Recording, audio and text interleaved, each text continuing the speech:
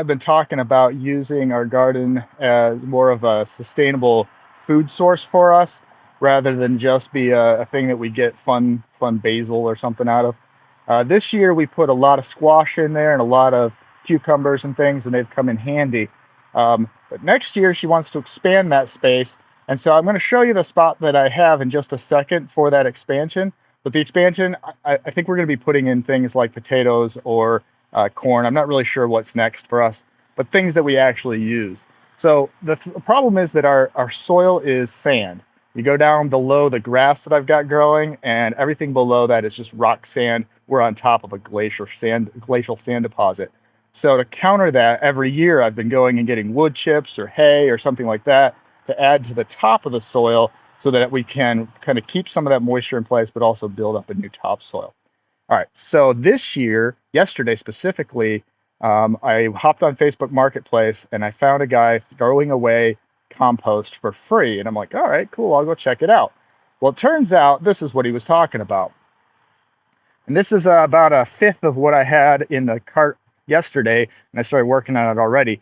But these are the coco bags used for growing marijuana. So this is from a marijuana grow, and these are all the after, they cut down the plant and they just had the coco coir sitting in piles outside behind the warehouse there. And so I think I've got probably, with the load that I had, which was up to here, it's about 4 liters deep, I had enough to cover the space that I'm working on over here. And I realized if I didn't get talking about it before I get it all covered, I'd forget. So we'll talk about the hay in just a sec, but now instead of sand, my soil will be made up of this stuff. And then every year since I've been putting hay on, hay is basically, this is not straw, this is hay. So there's a lot of nitrogen still locked in here.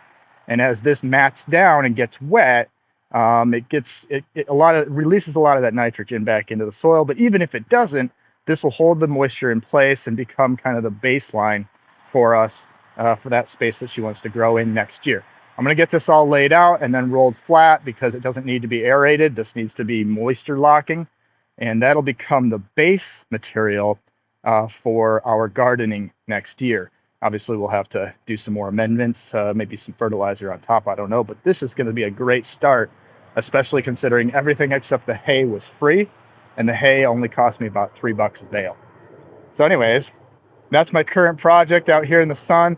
This weekend, even though it's later in the season, we're going to see some 70 and 80 degree days over the